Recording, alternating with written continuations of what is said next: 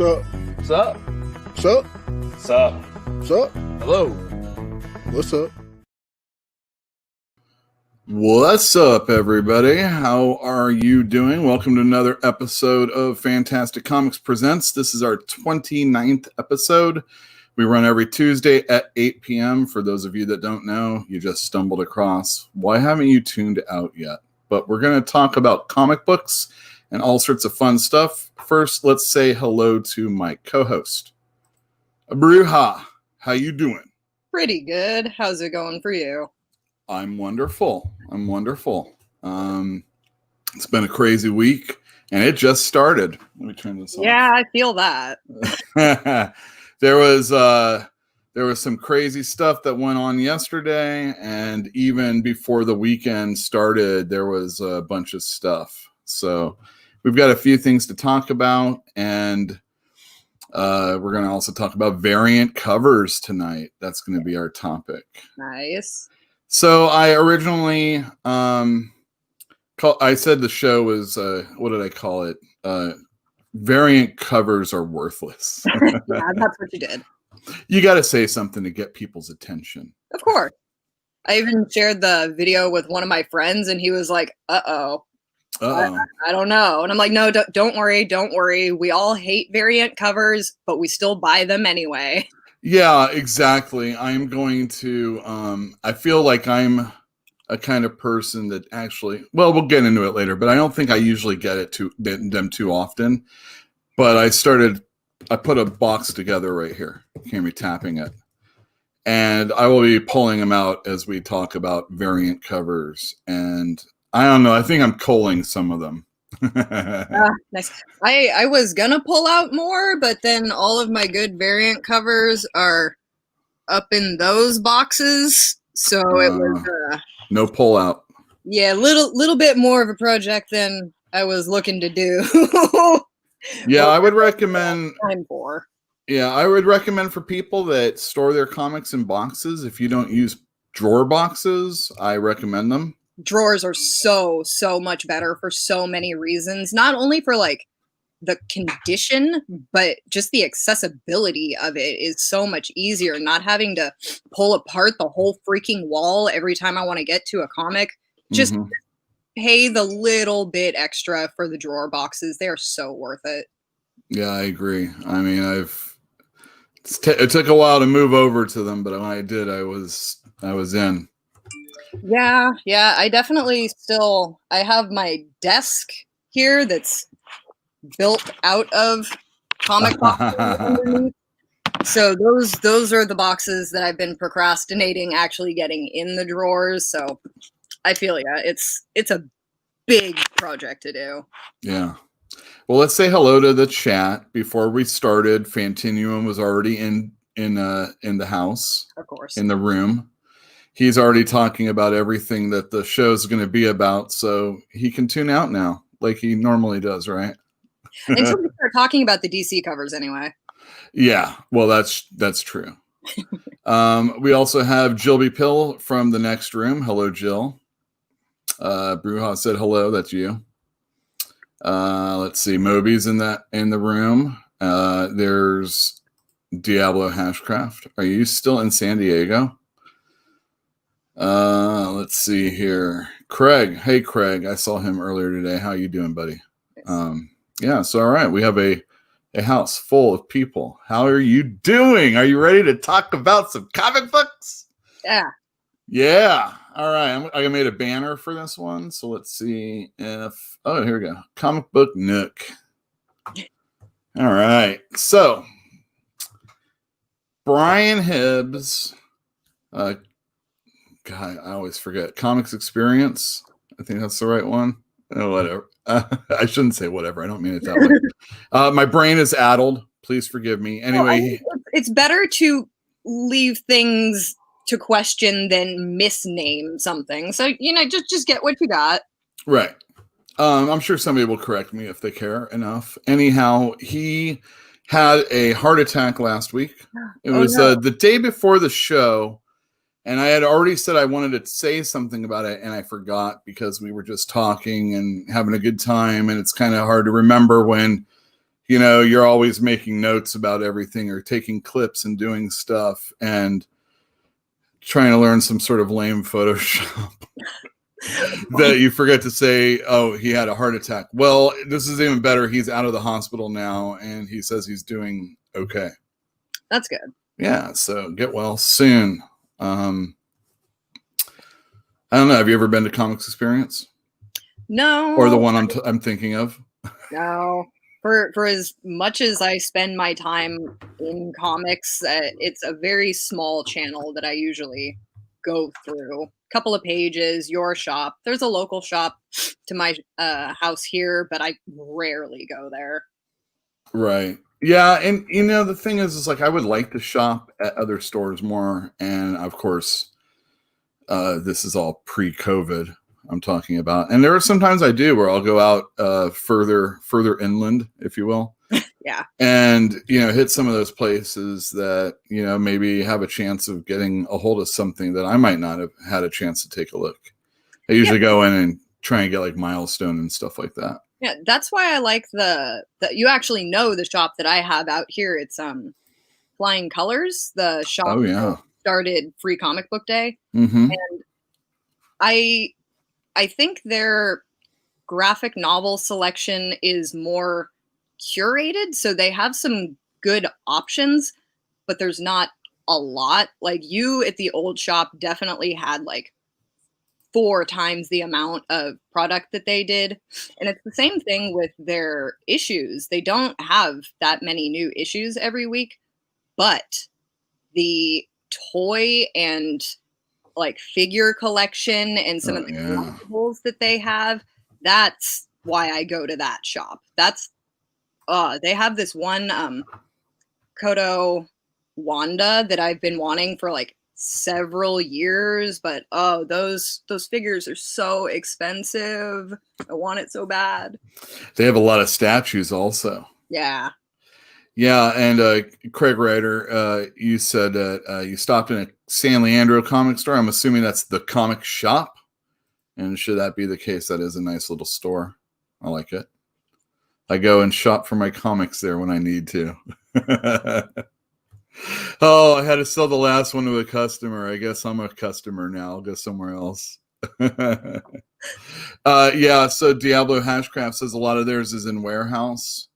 They have a side room also that has a lot of back issues, but they don't look like they're in drawer boxes. Yeah, I know exactly what you're talking about with that side room, and it looks like the long boxes could even use a little bit of a change. Not only they're not in drawer boxes, but I'm sure they take care of things nicely well, but it seems like it's definitely a backlog of a project that they don't really pull out unless they have to. So, well, you try and it's like staffing and working are like 2 different things. When you have customers in, you're not really doing all that other stuff, but you're probably a comic store that doesn't have like a ton of people working, because if you do, there's probably people that are just sitting around doing nothing, because it's a comic store. Yeah. I just could see all the reasons why you just don't get to that kind of stuff. And right now I'm really busting my hump to get the downstairs looking really good. I should have shot video, but I think by the end of this week, you're gonna see what it looks like, and it should look pretty sharp. And we'll have people be able to go down there, but So it is actually going to be part of the shop. Well, I mean, it is, in as much as we're going to be selling online. Think of it this way. This is a chance for a person not having to shop with us online. Or, or what we'll do is we'll kind of like paperback gold mine. We'll show off what we have, and then it goes in the system and it gets filed. And then, but yes, people will be able to come in and take a look. It's just not really a technically open space to the public. There's no head clearance for people taller than me. Yeah. So you're great there. Oh, yeah, no, I'll be fine. All of us hobbits, we're going to make it fine in this place. There is a slant, so a slope to the ceiling that if you go farther in the room, it does give you a little bit more head clearance. But anyway, that's what I'm doing right now. And hopefully I should have that done. If not by the end of this week, hopefully by the end of next week. I said about a month, and it's running about a month. So I'm on schedule. Hey, that's better than most construction projects are doing. So you're definitely doing something right. Yeah. Just do what you can. So what I'm doing is, since we have so many comic books, I am getting long boxes, and I'm putting comic books in long boxes alphabetically, and fill up the box and set it aside and do another one. And I'm almost done with everything, although I still have a lot to go. I'm going to have a side for stuff I haven't been able to get to. If by the end of that second week, I'm not done, I can just at least shove it somewhere. Right. That's what I was going to say. Yeah. Like, what kind of foot space do you have as far as like, do you have everything in aisles going? Because you go down the stairs and then all of the spaces open there to your left. Do you just have it like little side step in aisles that you'll have open, or how are you actually setting that space up? It's not a lot of room. No. So what it is it's 3 back issue bins, 2 back to back and 1 like that. So you just, we're in COVID era. There's only going to be 1 person down there anyway at any time, other than a staff member. We might only have it open at certain hours so that we can make sure there's always somebody else there. Yeah. But pretty much anybody we send down there, we're going to be very trusting, because not just anybody's going to go down there. So I think it'll work out pretty well. It's just a person that wants to go down there. Maybe I might do something like you have to pay $5 to go down there, and if you don't get anything you get will go towards that.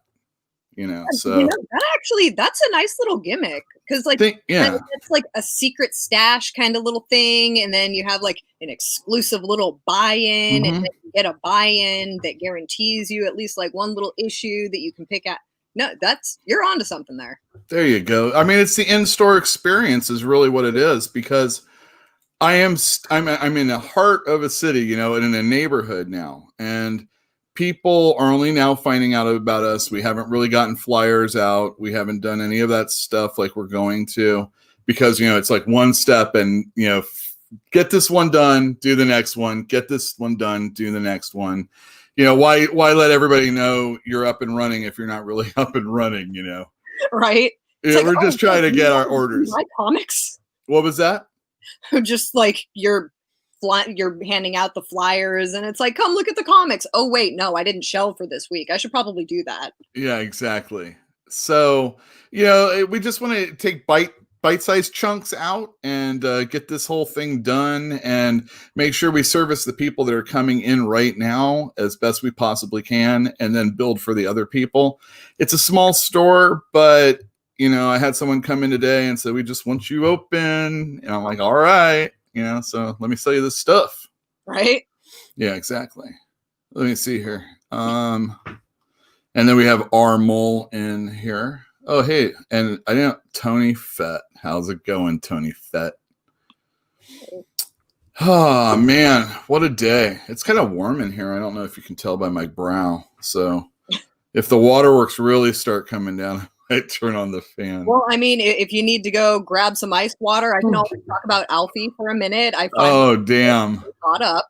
Alf, how many pages is that in total? I think it's 9. I actually still have it open on my iPad right here. Alfie. So I looked for that on Twitter to see if there was ever any mention of it. And I guess like in 2016 is when this thing was maybe popular at all, if at all. Yeah, I went to go post something on like Instagram and then share it to Twitter about it. And yeah, something about 2016. I don't know what that year was doing. Maybe that was um the scene I really like. Oh But yeah, it's interesting. So I love the fact that it's just out there and anybody can read it, and it's. I mean, except for the fact that anybody can read it.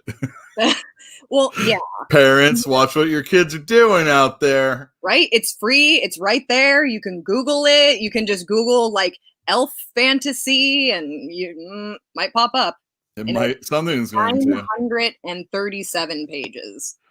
900. 937. That's like a graphic novel, guys, Oh and it's yeah. all out there for free in all its Oh, X-rated good. glory. It's got glory something going on. So, did you also hear that Scott Snyder said that in next year, 2021, that he was no longer going to he's going to take a break from doing superhero comic books? Really? That's what he said. But what else is he gonna do? Well, he is doing Undisputed or Undiscovered Country for Image with Charles Soule. He has worked at Image or done Image books, and I'm sure they're salivating just thinking that he might come on over and work for them again. He also has a creator-owned, previously Vertigo book called American Vampire, which tells the stories of vampires over the course of America's, Is creation. that still continuing? It's going to be coming back. This has been rumored before, but pre-COVID, I think they said it was coming back. Okay. Yeah. Yeah, at the bookstore, that it came in really often, but it always sold really well. So, I mean, obviously it was pretty good because there was a high demand for it. Yeah. I think Jilby Pill in the audience, she's a fan of that. And I've sold it to many customers over the years. Raphael Albuquerque is the artist, and he's pretty good. And it's probably just getting him ready to work on the book again, and Scott Snyder not having to do like another Metal series or Justice League or whatever, like he's been doing for like the last 5 years, 7 years. Yeah, I was gonna say, years. just taking a break from Justice League, that's got to what's actually going to happen? Is Justice League getting a new writer? Was it canceled? Is it getting relaunched? What's happening? So Justice League is being written by Venditti. Although he had a break and Cy Spurrier did a couple issues. Oh, I don't like Spurrier. Yeah, I'm not the biggest fan either. I mean, he works hard, but it's fine. It's good filler stuff. But like the big thing that I read of his was Dr. Aphra after Kieran Gillen left. So when you take over after somebody like Gillen, that I don't know. That's more like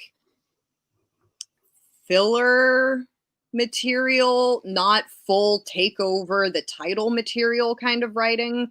Not bad, but not good enough to ride its own arcs. So, and that's pretty much what this. Well, so the end of Scott Snyder's run led into the new death metal series that's going on. So not only did it not finish in Justice League, it's going to something else. Meanwhile, Justice League is still coming out. So this is how I feel all Justice League books should be. I feel like all Avenger books should be like this also. They should be their own event and their own story, and it shouldn't deal with anything that's going on in the other books unless it's just like, just a cursory glance at, what's like if Lois Lane died, right? She's dead in the book, but it's not something that's going to play an important role, because it's just Superman. In fact, it shouldn't even be that other stuff. It should just be like the idealized image of what the Justice League is. But people want to get fancy with that book and, make it more important than it really needs to be. Even though those other, somebody really likes the Superman story, they'll go read a Superman book. But, Justice League, maybe the stories should just be really well written, but, self-contained. And I feel like that for Avengers.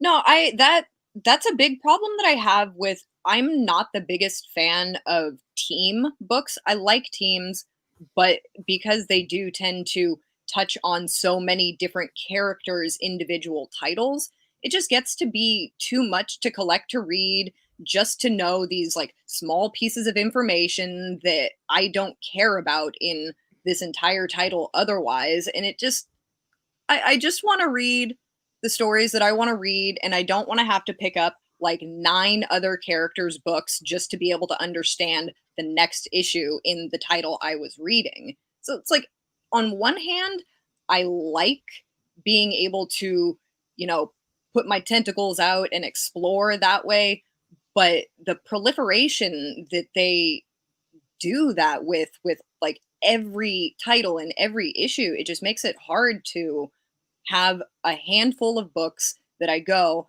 and I buy every week and that's what I read, because it just fans out into all of these other things that I have to get to understand the whole story. And I'm like, can I ever just read one thing? is that Mhm. is that so much to ask? And comic book fans, I mean, we're collectors. We like to I mean, I think the title of the show about variant covers, the variant cover blues, it's not that we don't like to get them. It's just, I'm going to let you know that when I look back on all the variant covers that I have in this box right here, it's like I have a whole other collection on top of the one that I'm already getting. And it's ridiculous. No, that's true. Like my box of War of the Realms issues, I'm pretty sure I actually probably have more alt covers than I do the regular issues, because then like there was that Hell cover that I had to get, and then there was that one artist that did all of the core titles with that one really cool art style, so I had to get They the look regular like one puppets, and right? the what?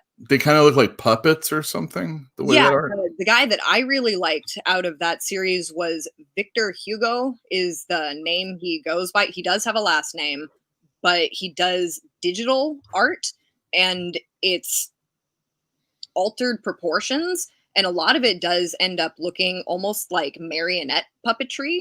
So it's definitely a very different and distinct style, but I found I really liked it. All right. Well, hold on a second. Don't tell me anymore. We'll Yeah, talk about that in a no, little bit. we'll get to that. We'll get to that. So also, this is kind of like this isn't really real. Valiant closed up shop in New York, so their offices are closed. But it's probably like just a cost cutting measure, because who wants to be in an expensive building when nobody else is around? True.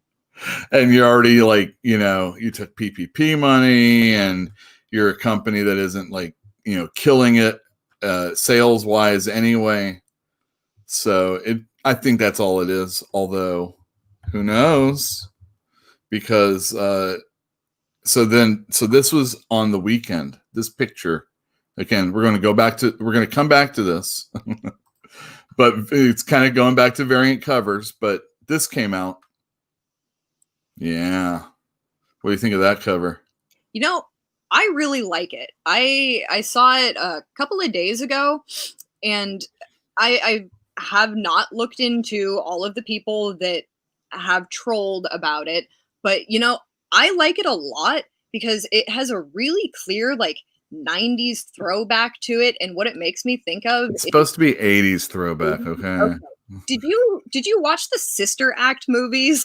No, I did not. Oh You might my want to god, talk to why Joby not? Pill in the audience. They are so good. Are you kidding? But like the group of kids that Whoopi Goldberg and all of the nuns like heard and teach how to sing in that, they're all just like these ghetto kids that are, very 90s stylistic, and this is the exact kind of like, I think they nailed the look of a very particular time, and I just love the colors that they did and the graphics with like her hair and just the altered like the pants, everything about it. They did it so well. I understand why people wouldn't like it, but I do. I don't hate it at all, and I also don't care. The colors and the 3D aspect of it, I really enjoyed that though, and I am a child of the 80s, so I kind of dig it too. That fat ass is a little too much for me, and she could have a little bit more boob. Come on. What? She's a real body type. Oh yeah, well, you know what? Complain. When you see my alternate covers, you tell me about alternate body type. Or oh, jeez. No, well, you know what? Oh. Yeah, but I think it's kind of cool looking. It's like whatever. I mean, I think I like the stars in the hair more than anything else. So the thing about it is that this is, I guess, a Rooster Teeth artist, Robin Eisen something, Bird Guard something. I don't know. I did, but I can't remember. I can't be bothered to remember. I mean, if I can't remember a comics experience. Who is the person that did all the folders back in the 80s that everybody liked, you know? Lisa Frank. Now that would have been better if you ask me. But I shouldn't have known that fast, by the way. But no, I think you're talking about Sister Act, so I think you should. The 80s were the best time ever. I know. So I think, getting that artist would have been maybe even better. But this person's a Rooster Teeth artist, and AT&T merged with Warner Brothers, two failing companies, two companies with debt, big time debt. Merged, and they're trying to like, hey everybody, Rooster Teeth, it's on HBO Max, merge. And that kind of leads us into our last part of here. DC yesterday dropped the axe. That's I didn't want to say that. Hold on a second. Yeah. All right, boom. So in the early morning, there was like some letter, and it went out, and Bleeding Cool put it out there, and other people talked about it like immediately. And it seems that all of the companies that are under the AT&T banner probably got this letter in some way. And this is the one that was coming out, and I guess it may or may not have been specifically comic book related, because it really didn't say anything specifically. It just said, hey, shit's going down. Thanks, we know. Yeah, exactly. And the thing is like the minute they merged, it's already been rumored that they were going to axe DC Comics, that Jim Lee and everybody were going to have to prove their worth. All sorts of stuff went really bad during this time. There was the bat penis in the Black Label, the first Black Label one. Subsequently, one of the persons to get fired worked on those Black Label books. So that bat penis cost that dude. Can a penis cost you your job? Well, if we learned anything from, you know what? Let's not go there. Well, it's better if you say anything like whatever I think you may have been saying. So there's that. There's, I don't know. There's like all sorts of stuff. There's been the recent. Also, Dan Didio got fired earlier. Wait, really? That was a while ago. He was let go out of his contract or something like that. But he wasn't the one that was axed yesterday. I'm sorry, I'm getting a little confused. I'm trying to say all the different things that have happened and how it leads into to yesterday. Anyway, Bobby Chase, who's a longtime editor from Marvel back in the day and over at DC now, she got let go.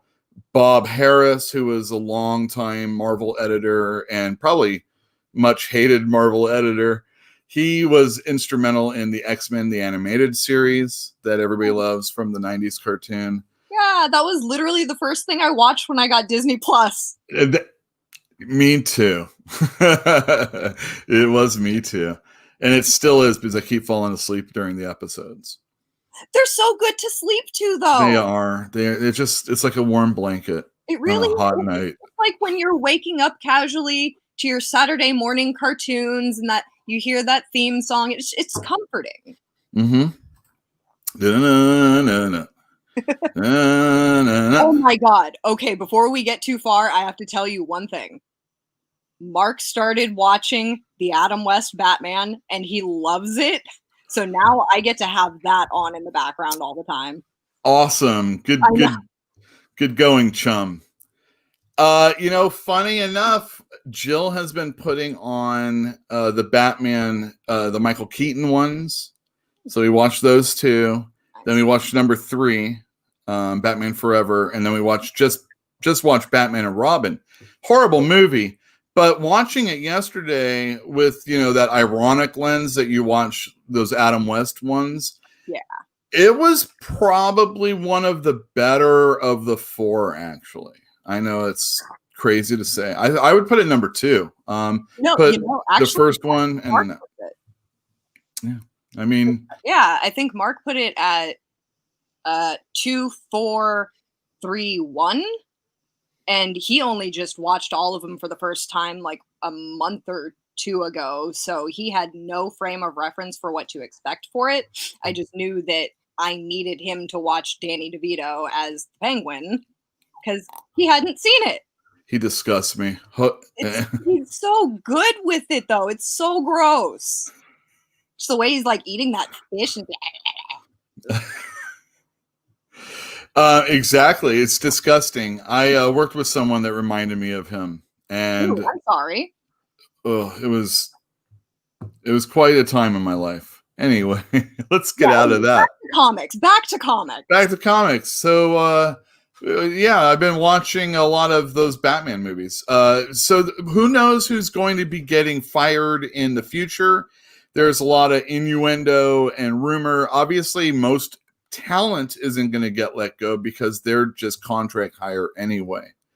Me personally, I'd axe Bendis. He's got to be costing them a ton of money unless they can't get out of the contract, and then just abuse him, of course.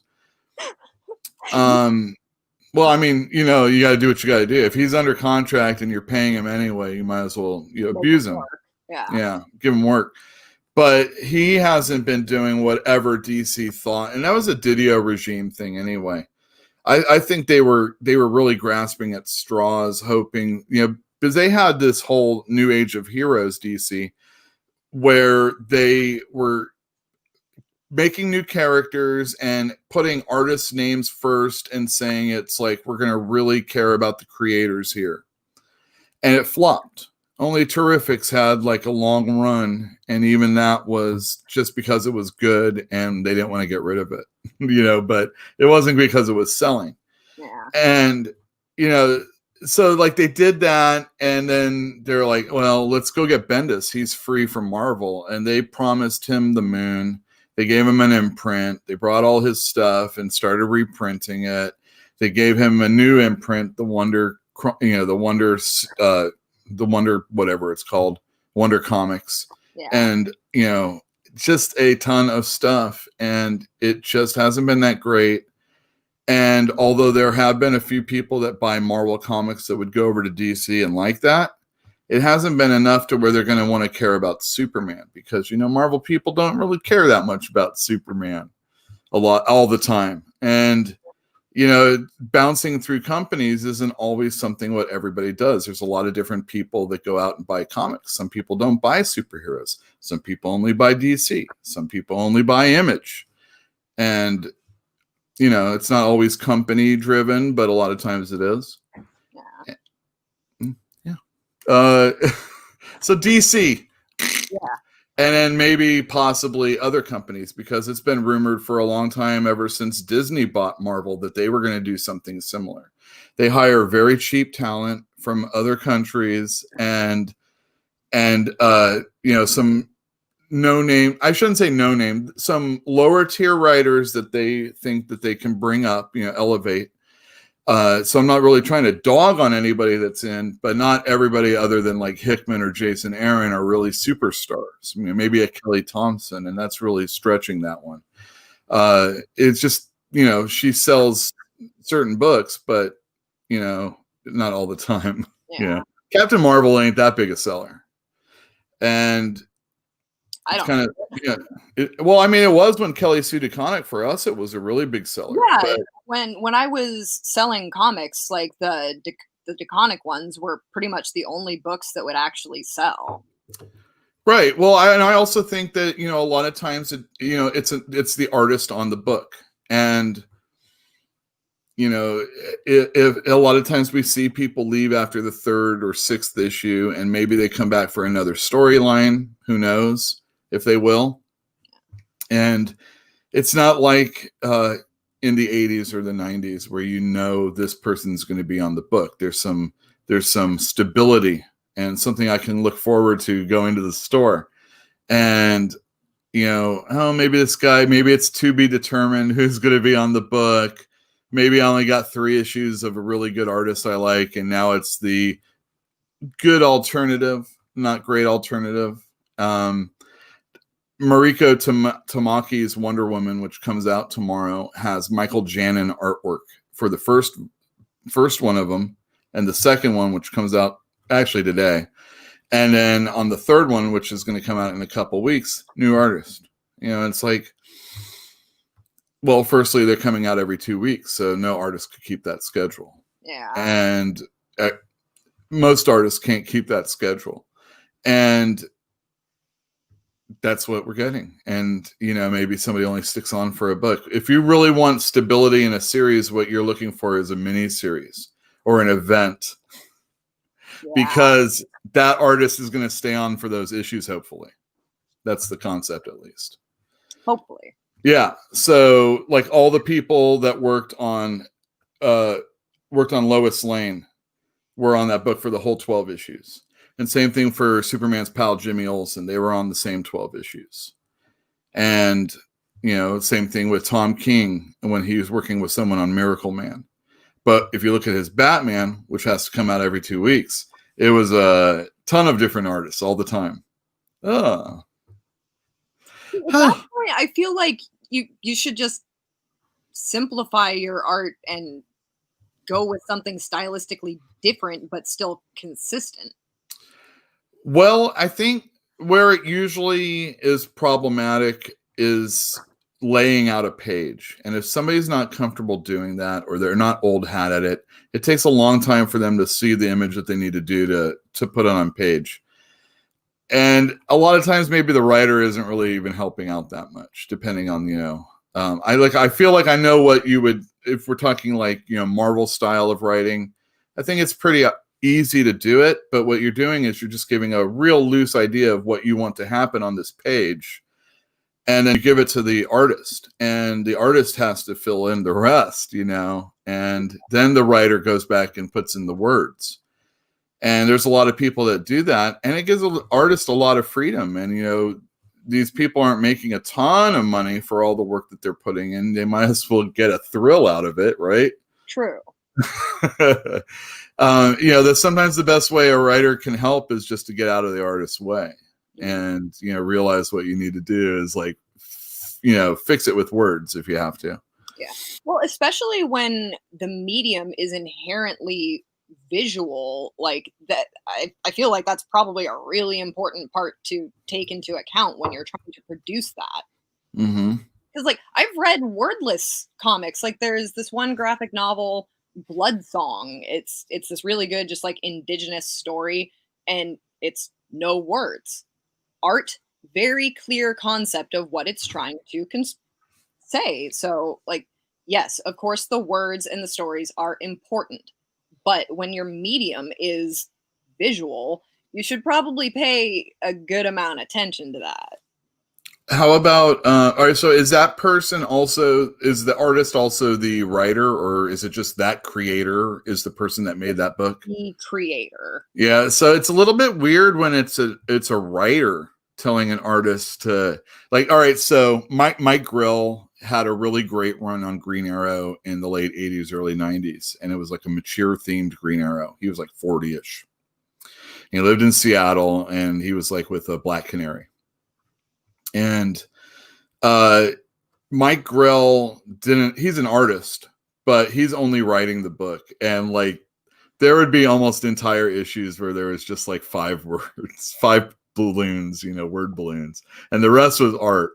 It came out monthly, But it was a fantastic series. It just felt like it flowed so well. But yeah, a lot of times there wouldn't be any writing at all, really. But he was at least a former artist, and he, you know, he was like, well, I'm going to write this stuff and you're going to draw it this way. Well, when you have a clear image of, if you have a physicality that you're trying to express, and that is the storytelling, if you're the storyteller trying to make that image, you probably have a really specific idea of what you're trying to say with your image. Yeah. And I mean, I don't know how it works as far as like if you were a former artist and you're writing for an artist, and it all depends on the person you're working with also. You know, Alan Moore has these very onerous scripts that you see where it's like one panel is an entire page. Like he gave a description of the face of what a person looks like on their face, even though their back is to the reader, you know. He felt like if you talked about how expressive the face was, it would show up on the back, you know. And then that was the artist. But if he's like working with some dunce, you know, line guy, you know, he's not going to like put in something that's going to be like forever hard to read, you know, for someone that just wants to draw some action poses or something like that. I can't imagine he worked with too many people that were like that. Anyway, hey, new comics came out today. DC Comics. I just want to show you a couple. Green Lantern #6. I'm behind. I've only read up to issue #2, but I do have 3 right here, and I'm almost done with it. It's really good. Oh, that's a nice cover. Oh, this is really good. And I think mostly of the art was colored by Liam Sharp, who is not the normal colorist. He's just the artist on the book. He's doing such a fantastic job. And if you want to see a review of Green Lantern #2 that preceded this issue, you can look on our channel. Anyway, that came out. And watch out, it's shiny. Ooh, oh, so shiny. Death Metal #3. Look at that. Who's that on the cover? I think Superman. Is that? Yeah. Oh, it is. Oh, yeah. I see. Oh, wow. Woo. Oh, yeah, this is heavy metal rock and roll. Better wash your hands before you get all the oil fingerprints. Oh, I know. I'll have to like buff that cover out if I take it back to the store. Seriously. I read this issue earlier today, #45. This is the beginning of the Sin Eater Spider-Man storyline. Ooh. It's got Mark Bagley artwork in it, so if you're a fan of his, I personally am not, but I think it's pretty good work. Anyway, it's a fun story, and I've been liking Nick Spencer's Spider-Man, and issue 46 comes out tomorrow. And I read almost all of Pulp.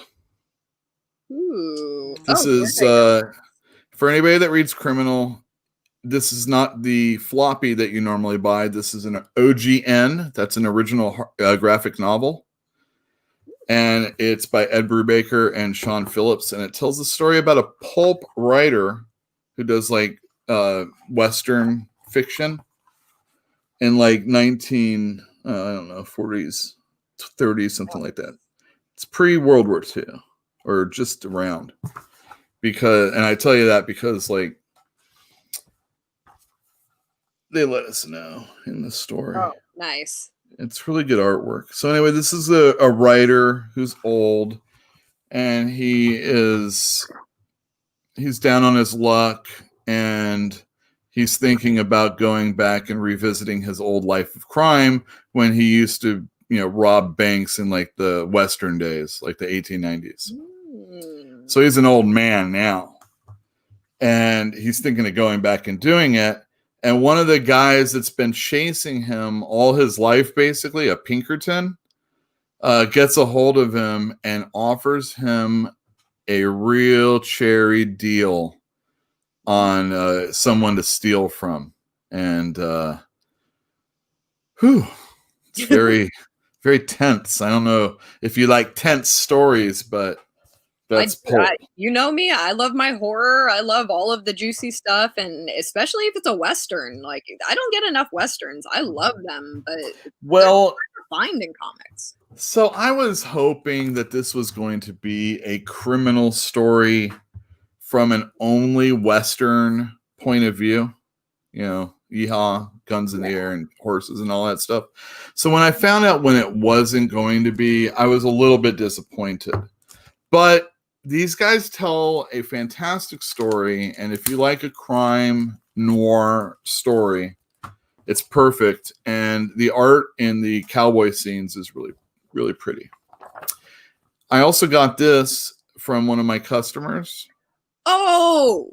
Los Nuevos Mutantes. Yeah. Nice.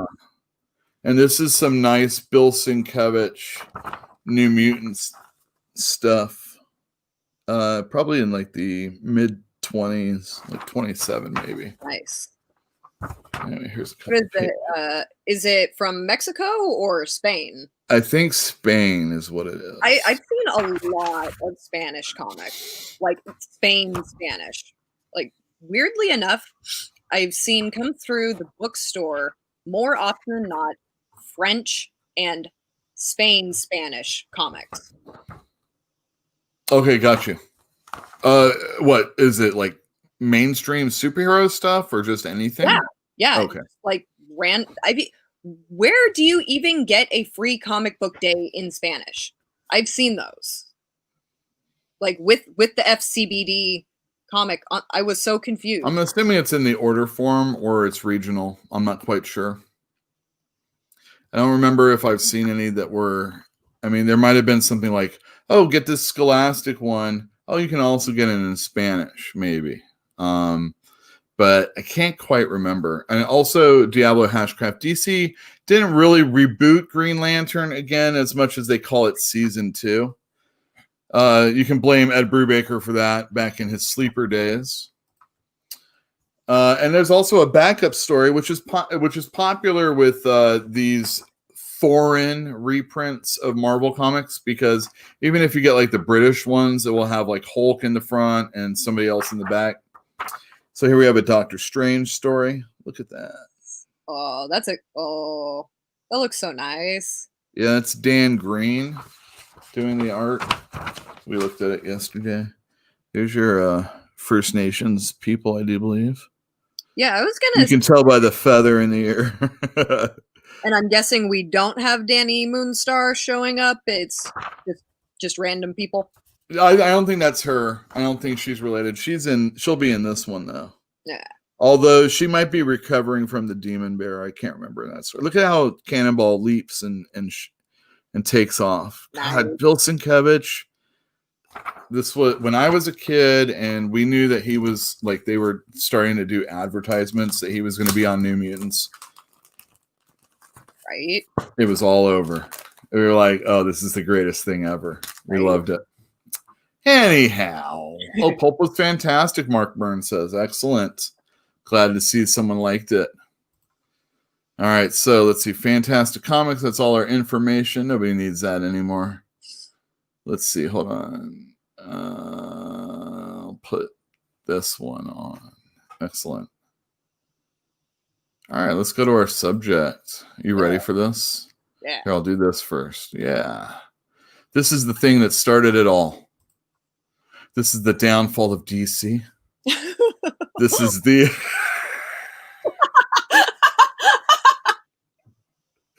This is what did it right here. It's like, I can't handle this anymore, Rooster Teeth. Supposedly Rooster Teeth, because I never paid attention to it, but they do what, like Homestar Run, is that what it was? Homestar Runner or something like that. The strong bad guy and all that stuff. I don't really know it. I'm really talking on my ass here. But like their old stuff is getting deleted, even though like that was the stuff that originated the whole thing, because they're now a corporate company, and just like DC, they're getting the axe and they're having to prove their worth. In earlier in the year when it was South by Southwest, I think it was, Marvel had CB Cebulski and Joe Quesada go down to Texas to basically prove their worth to the company, to Disney. Yeah, I saw something about that, and like those are two of the biggest names in the company. What were they having? Well, at least as far as their position and title is concerned, yeah. Well, like, are they trying to like completely cycle out the entire like staff, or like what is happening in comics right now? Well, I don't know, but Kevin Feige is supposedly in charge of Marvel. So if he wants to do something, drastic, it's up to him, Mm. Hmm. Hmm. Oh, this is what happens. This is what happens. Big corporations and all that stuff. Yeah. Okay. So look at all that. You can hit the bell for notifications if you're into this show. If you like what we do, you can follow us on Instagram. I would recommend that because I put a lot of alternate or variant covers for the DC books on there today. And we'll do like little videos and, just have fun. And plus Gizmo. It's always good to see Gizmo. There's a little gizmo today for sure. It's all Fantastic Comics on Twitter, Facebook, Instagram, all that stuff. You can also get us on Patreon if you want to drop $1 in, or we don't really offer you anything as of yet. But if you just like what we're doing here, or you're a fan of the store and can't support us by buying a book, you might do that. All right, that's enough shilling for me, except, all right, yeah, so let's shill for somebody else. These are channels that I enjoy on YouTube. Discovery Bay Comics is numero uno always. JB tells you about all the comic book related and Funko. All right, numero half, 1.5, something like that. I don't know. There's a lot of pop Funko stuff. So if you want to know about YouTube channels that talk about comic books or talk about Funko, CGC, all that stuff, they do auctions. You should check out it every morning. Usually it's around 9:30, but I think it's been starting a little earlier because of school and kids and homeschooling because of COVID. Anyway, there's a lot of other people that are really cool down there. I'm often on Thinking Critical. I'm always on Talking Balls, Talking Wrestling. This is my Heel Yule t-shirt. You can still get it at Bonfire. It's in the description down below. I like all of these channels. They always talk about really cool things, and yeah, you should check them out. Oh, and Ikari Press has Jilby Pill in there sometimes. Nice. Check it out for Wire Wednesdays. Wire Wednesdays? They talk about the Wire on Wednesdays, yes. Ooh, Mark would like that. That's like legit his top favorite show. Oh, well, excellent. They're on, I think, the 3rd episode. So what they do is they run it while they're talking about it because they've already watched it. And they usually talk about future episodes as it's going on. Yeah, that's the way to do it though, man. Like I have my podcast Star Wars Minute and then Force Center and Star Wars Minute. When you spend a half an hour on 1 minute of a movie, you end up talking about everything. It's half an hour? 1 minute of the movie for half an hour? Yep. I just finished the Rogue One podcast, and that movie is something like 2 hours and 11 minutes or some shit like that. So it took me something like 8 months to watch it because they do it 5 days a week, and it's about a half an hour to 40 minutes an episode. So yeah, that's a lot of Star Wars content. If anybody wants any good Star Wars, Force Center is definitely the best. Blank Check is always really good, but then Star Wars Minute is really the good one. Fanboy Cantina says, I do like Force Center. They're really good. They're very smart, reasonable people that know how to have good, productive dialogues. Excellent. Oh, do they fight though? They get salty and sassy, but the whole thing of the podcast is that it's a positive podcast, so cool. They very, very intentionally try to keep things civil. Excellent. Hello, Flash Ray Videos. Thanks for coming in. Hey. Yeah, we're gaining some new viewers, so if you want to like share it out, do like alpha beta and tell a friend. That'd be really awesome. That's a local grocery store back where I came from. Anyway. All right, let me take this hideous cover off. It doesn't look that bad. And you know, I'm going to be showing you a lot of covers. And if you think this is bad, wait till you see these covers and then think about the fact that I know this doesn't represent Wonder Woman the way we all think about Wonder Woman. There's just, and it's not about necessarily body positivity or anything like that. Like I said, it's just a Rooster Teeth thing. And they're just trying to like cross promote two brands because, you know, it's no different than when they did the Mad covers. You know, it wasn't an affront to Superman that he had buck teeth and looked like Alfred E. Newman. Or when Bugs Bunny was on the cover of a Superman comic. I got both of those, you know. You know, it's not I've got a Van Gogh inspired cover that you're gonna see. I think it's Van Gogh, yeah. In fact, Jill has one that is based off oh my god, George Saron, I think is the name of the artist. And it was an X-Force comic book, but she's a fan of the musical Sunday in the Park with George. So of course I had to get that for her. Oh yeah. Man, I want a Van Gogh cover. Oh yeah, this is sweet. Now some of them I said like I'm probably gonna try and like cull these out and get rid of them. But as I'm going through them, I don't know how possible that really is. I mean, these are like my babies. And if you want to at the same time, you can show some covers. But this is when they were doing their Young Gun covers at Marvel.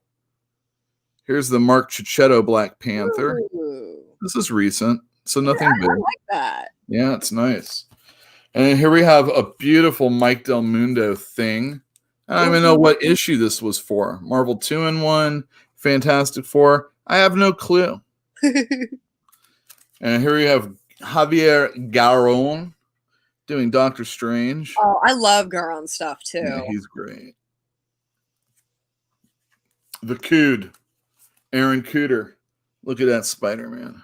Oh, that's so nice. The Isn't that light beautiful? on that is so good. How's he not on his book? And Javier Garron again. Look at that.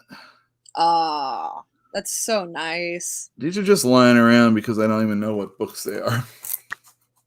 No, I have like, I think it's something like 12 short boxes that I culled out of these What's Behind Me. And most of them I really want to go through again because there are so many variant covers in there that I really don't know if I actually wanted to get rid of them. Like there's a bunch of Wonder Woman and stuff. I don't even like Wonder Woman, but there's good covers. So this is Darwin Cook doing Action Comics. R.I.P. Oh. All of his were sideways that month. So I got a bunch of them. Nice.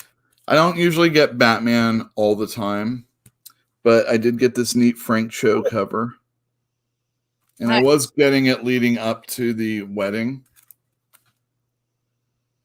It's a nice one. That one's not purely black and white, right? That one does have color. Yeah, they all have color. It's just the cover. Here's a nice number 50. This is the one I went for. Ooh, that's nice. I think that might be Finch. Who cares? They don't get married. This is most recent. There's Punchline. She's a killer. All right, that's enough of that crap. Let's get you a couple others. Oh, so I'm a big Michael Golden fan, and he did like Bucky O'Hare and stuff like that. He did the Nom. He also did Micronauts. I love the Micronauts. He did this Batman and the Outsiders cover. I don't collect Batman and the Outsiders, but I got that anyway. Yeah. So, what do you think about variant covers? I'm just going to show these while we talk. I mean, It's not the art inside, right? No, I mean not. I mean, usually it's not. Yeah, I mean, it's always an exception to the rule, but yeah, not usually.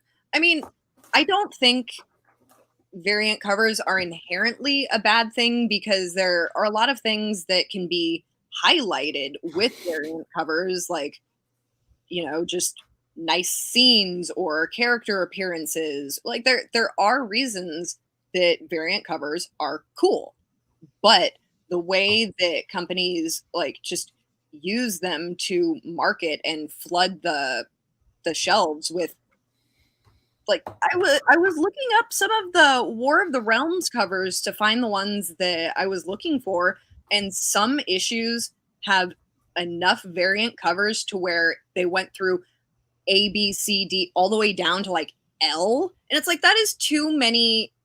That's just a money grab at that point. And I would really prefer if they did less and spent more time actually on the quality of each cover rather than just having a bunch of different artists do 40 different covers for one book. Well, how do you feel about, all right, so very often back in the day, DC would have somebody different drawing the cover than the inside. Like, let's say Neil Adams would do Superman covers, or Jimmy Olsen. He wasn't doing the inside. Same thing at Marvel. They would have an artist like, let's say, John Romita, although he did do a comic book, maybe Spider-Man during the time. He might have also an entire month where he basically did all the covers. Gil Kane and other people like that. How do you feel, like, let's say they're going to celebrate John Byrne next month, and there's going to be, maybe they aren't even variant covers. Maybe it's just the main cover. He's going to do the covers, and, you know, the interior is not him. Because I've gotten in a conversation with, oh my God, I can't think of his name right now. I'm so stupid. This guy on, the guy who does Wolverine right now, Bogdanovich. Got in a conversation with him about variant covers and stuff like that, or not variant covers, but just the person not doing the person on the inside not doing the cover. Yeah. And there used to be a time when that was something that was earned. Oh, they finally got to the point where they could actually draw their own cover. Not even Bill Sienkiewicz drew every Moon Knight. Frank Miller actually had to school him. So, how do you feel about? Wow, this is a great cover. Open it up, falsies. Well, it's definitely a catch-22 because, like I've mentioned before, with the that Doctor Strange, the Doctor Strange animation, the Chronic. That's the Dr. Dre album cover. Is that what that That's was? a hip hop one. Nice. Yeah. Like, Anyway, I do think. I paid $10 for that, by the way. Ooh, who do you think you are? Me with my Star Wars covers? Yeah, well, that's done by Farrell Dalrymple, by the way, right there. Oh, that's a good one. He's wonderful. He There's did so much detail in that. Yeah. I would love to see him do the insides. Right. But like, if you're gonna have different artists do cover versus interior, I do think it's something that, like, you have to either make it extremely very, very different types of, oh, that's a good one. Like, very different types of art. How, like, I like my Victor Hugo covers with the digital art for the War of the Realms. Mm-hmm. That would not be good on the interior, but the interior Datterman, like, I know when I look at a cover like the Victor Hugo, that's not what I'm going to get in the interior. But if I look at a cover and it looks like the type of art that I might get in the interior and it's not what I get, I can be a little annoyed at that. So, like, if variant covers are going to have, or not even necessarily variant covers, but if a cover is going to have a different artist than the interior, I feel like they should either make it a little bit more concisely identifiable to what the interior is going to be like, so it's not deceptive, or have it so extremely different by looking at the cover that's not what you're going to get interior. See, like that. You're not going to get that kind of art in the interior, so that, I think that's a great cover. Oh, yeah. No. Are you going to prove me wrong? No, not at all. This is Jorge Zafino. He's wonderful. I don't collect Hawkman, but I collected those. Look I at was that one. gonna say, I know that one. That one's cool. All right, so now we're getting into the problem with variant covers. Yeah. So those are nice ones. You know, I don't collect Batman all the time. I don't collect Flash. But I did pick up a copy of a comic book because I like Grandpa doing artwork on those Flash or Daniel Warren Johnson. And it just makes me want to see those guys do those books even more. But now we have I don't even know how much this book was. Probably like $6 or $7. Spider-Man 600. Woo! John Romita. How can I not get that, right? I mean, John Romita doing a cover on Spider-Man. Spider-Man 602, a nice little Ringo one, I do believe. Nice. R.I.P. That's like a nice classic looking cover too. Here's this one. That's pretty cool. 603. Ooh. But the thing is that there is a ton of Spider-Man covers that I have in here. Yeah. Enough for like another collection altogether. I love the Black Cat. I'm going to get rid of that one. Look at this one. Wait. The variant edition. Looks great. And, you know, I'm like, I'm buying all these. And this isn't even absurd yet because I'm going through every few issues and there's a new one. But now, you know, 2 issues in a row. Looking good. You know, I love them all. Yeah, now you got me. Yeah, we're going to get to see it. So 620. A Deadpool one. Who cares about Deadpool? He has nothing to do with this book, right? Look at this variant. Just another variant. Oh, jeez. These aren't even anniversary issues. See, that is definitely something I can't stand when there are characters on the cover that are not in the interior. That's just don't fool me like that. That's just inappropriate. Well, what they'll do is we're going to celebrate the fact that this character's been around for 30 years. So Mary Jane's going to be on the cover of every comic book, whether, you know, it's a mutant comic or a villain comic. It doesn't matter. It's going to have Mary Jane on it. Well, Here's where it really started getting weird. So 630. The story in the interior is something that like ties her into, like, if you're gonna do some sort of like an anniversary special something and put them on the cover, make a cool one-shot like self-contained story where it has something to do with it. So these Spider-Mans don't even say that they're variant covers. Here's 635. No variant. Doesn't say variant. And then I have 635 again, and it doesn't say variant anywhere on it. And all of these Grim Hunts are that way. Okay. I like this one. All right, now we're talking. What about this one? I mean, seriously? I mean, at least Mary Jane's in the book, but you know. Okay, let's see here. Handful. And Star Wars. Oh, so much stuff. I mean, this is like the predecessor to what you're gonna have in your hands. Pretty much. Okay, just like a chunk. Not even seeing which ones are variant, but okay. Not variant. Variant. I don't think that's a variant. Not a variant. Not. Woo! Oh, Shattered Empire. Main character has my first name. Ooh. Pretty sure. Oh, yep, that's definitely a variant. That's a good one, too. Variant. And I mean, this isn't everything. I had to get these, though, because I love the whole Tron look. Did you see that the director of the freaking 2000, the newer Tron, might be getting like an Oscar or some stupid something like sorry. What for? Just for some new something. I should have looked it up more, but I don't know. I am not a Tron fan. So Armol asks. Woo, yeah. All right. Firstly, Diablo Hatchcraft, you're exactly right. Spend an extra $6 for one picture.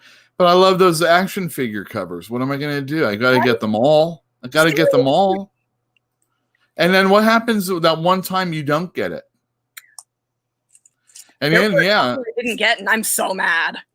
Don't you worry, Fantinuum. I got all your variants aside. Yeah, so I get the old Kenobi. You gotta love the old Kenobi. You don't get that with the regular covers. Oh, so Loot Crate cover.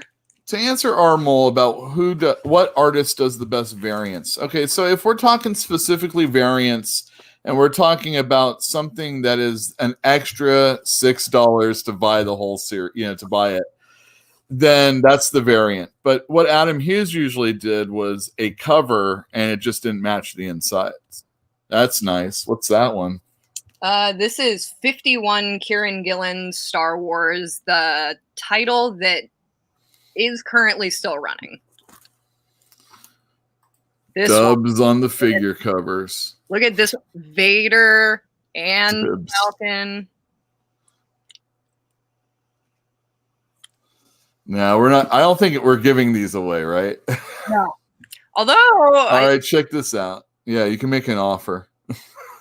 So here we go. This is 50 years of Spider-Man. Just some arbitrary, it's $6.92, right? So here's one right there. All Marcus Martin covers.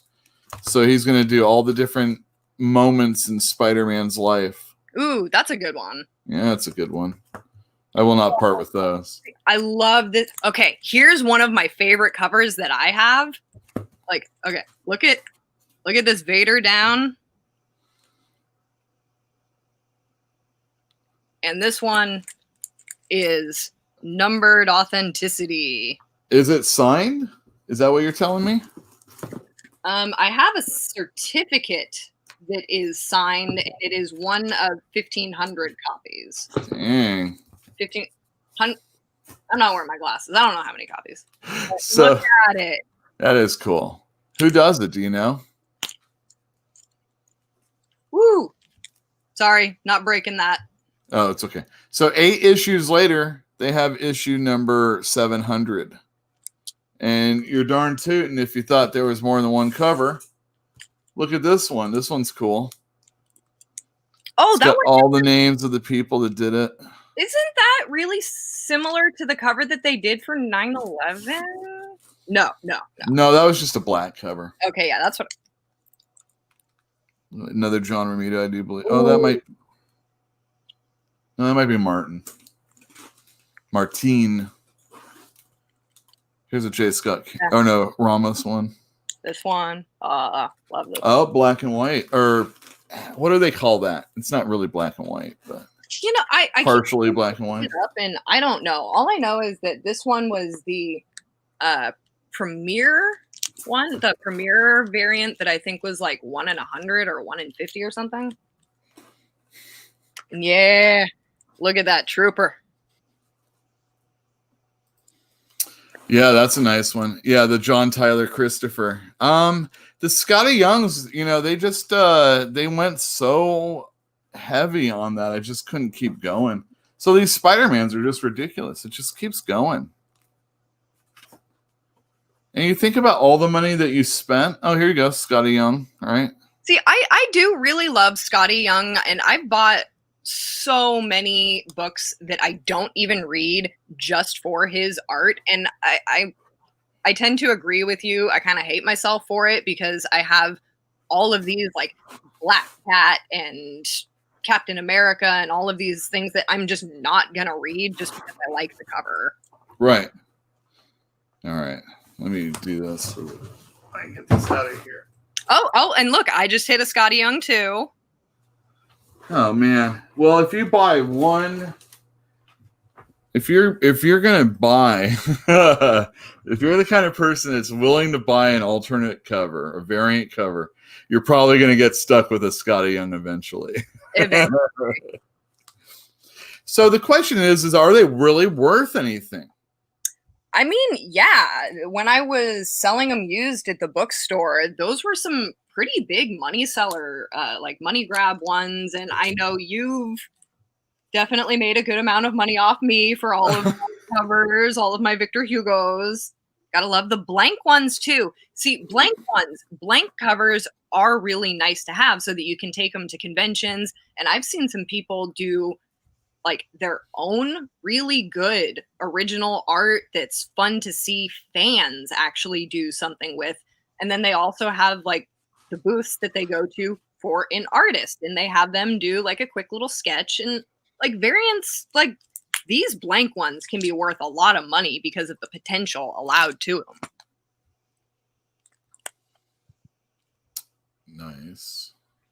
So are these variants also, or are these just Star Wars comics? These ones, just Star Wars. You also sent me a list of some books.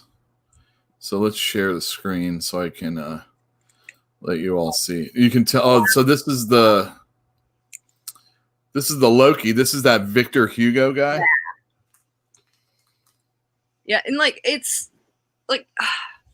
such a good artwork for covers, but it's definitely not something that I would ever want to try to read in interior. But it's so good to just have like a nice character profile that's a little bit different than what you are gonna see, because it's a little bit more fun. I could see a movie like this. You know, I've been watching some of the animated Marvel and DC movies. Like I watched Planet Hulk the other day. Oh my god, that movie is like almost better than Ragnarok. And it has Beta Ray Bill, and there's this like really brutal fight scene that I did not expect to see in an animated comic movie. So I'm just like, oh wait, let's go check out more of these movies. They're really good. What the hell is this you're showing me? This is what you were talking about. Oh, it was, yeah. Yeah. Yeah. Oh. See, and that's another one of the reasons why variant covers can be worth a lot of freaking money, because there are these very, very limited ones that are only available in certain crates, loot crates, different like smugglers' bounties or whatever they have. And for those of us collectors, we're gonna want some of them, and that's what you have to buy to get any of those ones. So it's one of those things that, like you wanted the shirt out of this box. So what are you going to do with that comic? You can go sell it. But a collector like me, who I do want, hint everybody, my birthday is a week from today and I want this box. But point is, if I don't want the rest of the items in this box, I can just go to my comic shop or eBay and go try to find that comic. But it's going to be so expensive because it's such a limited issue, because it's only available in box. Right. And you're a small, right? Yeah. Okay. Always the smallest possible. Oh, Scotty Young again. You know, I got to throw in. Look at the little Loki cat. Look at his horns. Baby Thor. Ridiculous. I love the little pinwheel hat that he does too. There you go. See, I knew I should have went and found some other issues. Like I just pulled all of these ones out. But no, that's great. Gotta love the one. Oh, wait. And she has different hands. Those are really cool. All right, wait. Oh, darn. Action figures. See, you gotta love like the toy covers, and like especially the Star Wars Kenner ones, because Kenner is such like, they are the top of the line in a lot of like the collectibles, like not current day collectibles, but they were the ones that literally made all of the He-Man like original pieces and all of the like toys that everybody grew up on. So the Kenner covers are particularly cool, but that Wanda cover, come on. Gizmo.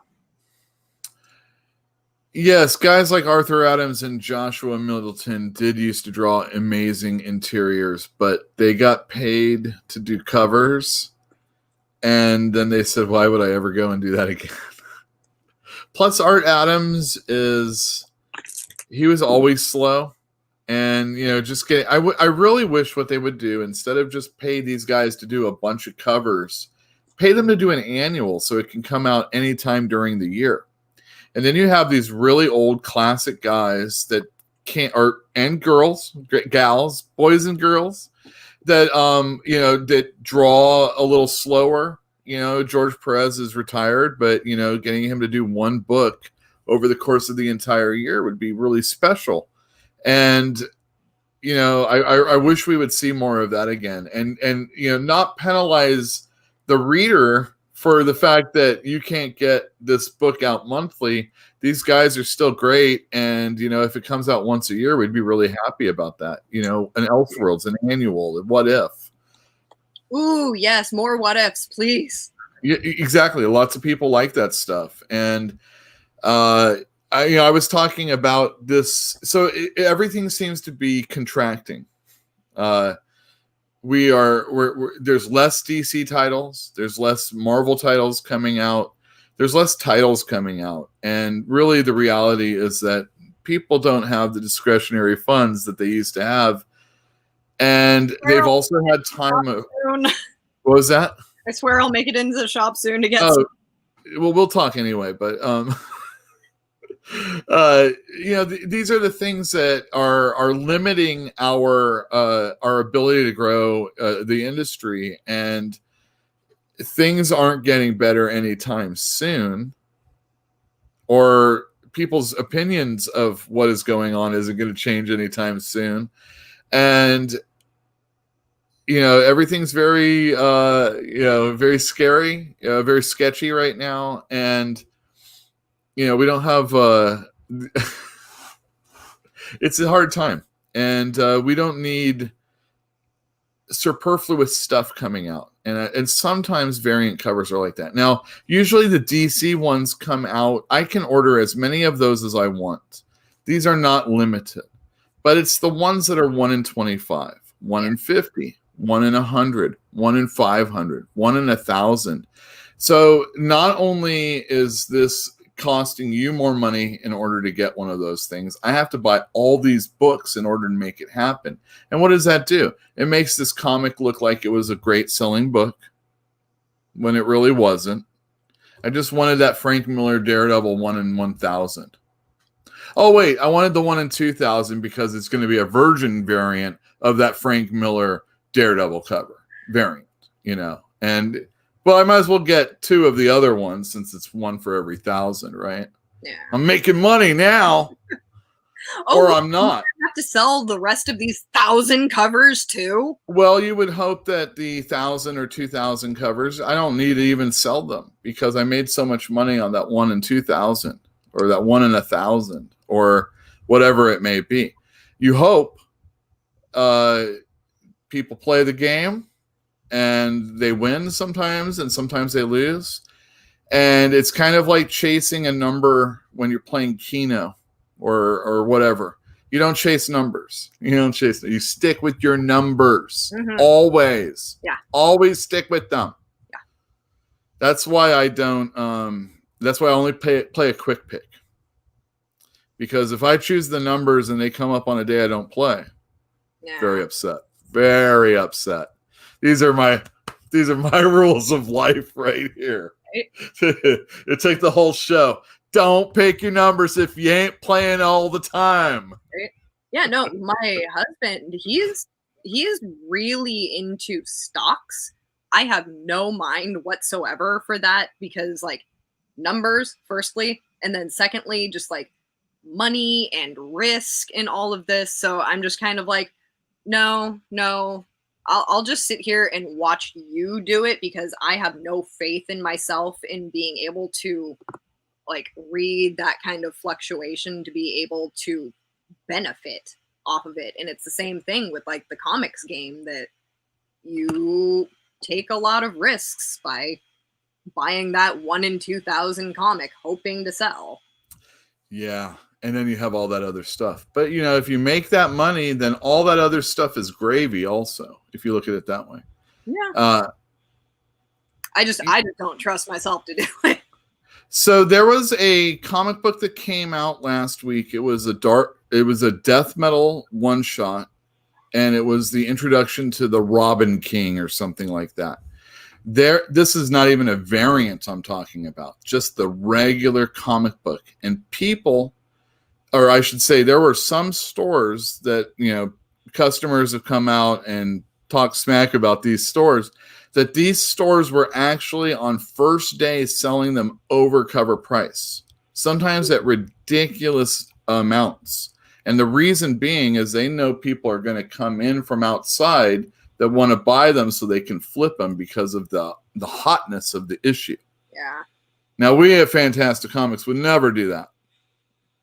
You know, it's one thing for me to take comic home and sit on it for myself, but I would not do that with all of them. And I wouldn't sell it first day over cover price, because I learned a valuable lesson when I was a kid.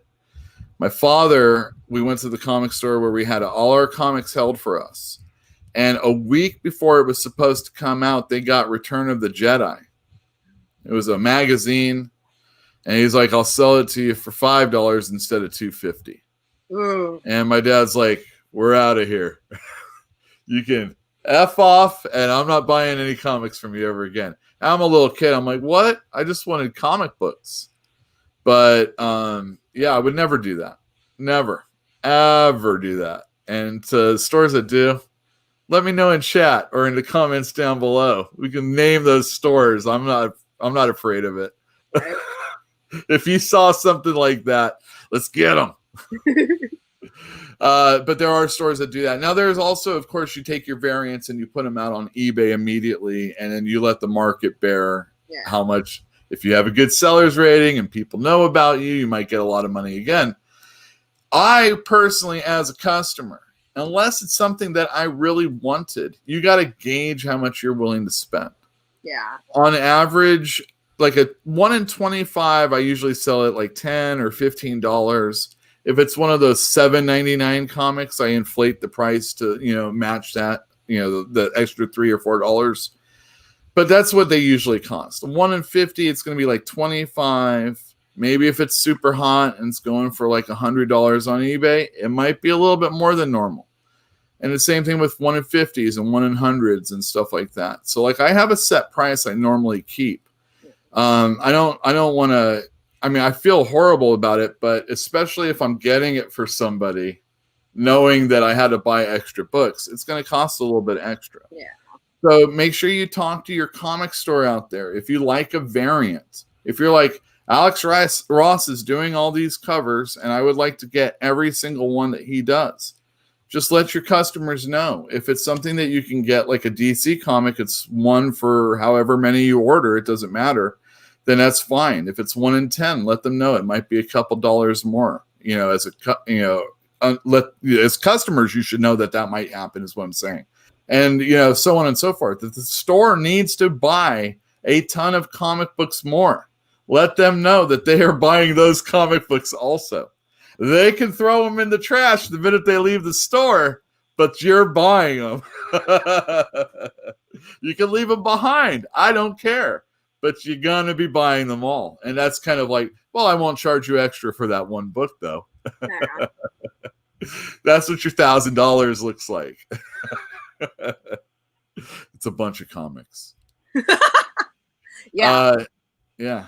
It's a bunch of, and that's the thing, you know, I'm looking at this entire short box, and I know that in my house, in my collection, I didn't even scratch the surface of all the different X-Men's. And every time they do a relaunch, there's a new #1, and there's a new anniversary issue. There's going to be Batman 1027 coming out soon.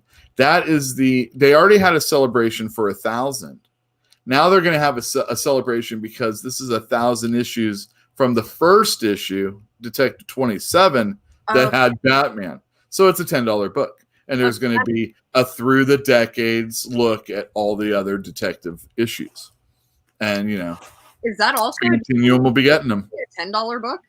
Probably, yeah. Yeah, because I remember buying 3 or 4 different ones of those 1000s because I wanted the original cover, 80s cover, something else, like just the decades cover in that one. There were a few that I had to get.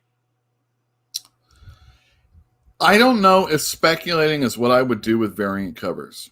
Again, I would only spend something I was comfortable in spending in order to get it. So, case in point, that Sunday in the Park with George X-Force comic cover that I wanted to get for Jill. If I didn't own a store, or I knew I needed to get more of them in order to make it happen, I was going to do that. And if I had to go to another store in order to make it happen, that Doctor Strange Chronic one I had to buy on eBay. I finally got it. I was super happy because I was there was only 3 of those that I wanted, and I was one of them. And so now I have all the ones I wanted. But I would pay a little bit extra money. But that, to me, in Guide, that kind of stuff, those variants aren't anything. Do you want to celebrate the 80th anniversary of Captain America in your X-Men cover? Do you want a celebration of Ms. Marvel or Captain Marvel in your Spider-Man? Do you want a Peter Parker's first appearance in your Ms. Marvel comic? And we seem to see that more in Marvel comics. But someone said earlier, Vampirella had like 50 different covers. Oh my God, so many. No wonder it was a #1 selling book that month. Again, a false inflation of how good that book is actually doing in the market. When we're seeing sales that are rising in the industry and people are saying comics are doing well, what kind of comics are doing well? Is it these variant covers? Are we selling to the same 50 people that are buying 5 different covers? Right. Or are we selling, 5 different covers to 50 different people? I think that's pretty much the same thing, actually. My numbers aren't that very good, but someone can correct me. That's fine. This has been a long show, and it's hot, and I hope everybody enjoyed what we've brought to the table talking about variant covers tonight. So would you say that those what's the guy's name? Victor Hugo, the Hugo covers. Those are your favorite ones that you have? Yeah, like there's just something about them. Like the moment I saw there was on your shelf, I don't remember what title it was for, but it was Storm. And I am so mad that the Mutant Menace grabbed that before me because that son of a bitch. I know. But in all fairness, Storm is his character. So I got my Loki. I think I ended up getting 3 or 4 of the 6 War of the Realms Victor Hugo. And now every time I see him, I will be grabbing him anytime I see his covers. Because he has, like, if you go, he does have an Instagram. It's Victor_Hugo, I think. Like, it'll be easy to Google. But he does all sorts of X-Men, all sorts of characters. Like, he has not done Frank Castle, which I want him to do. I think that would be cute with his little guns or something.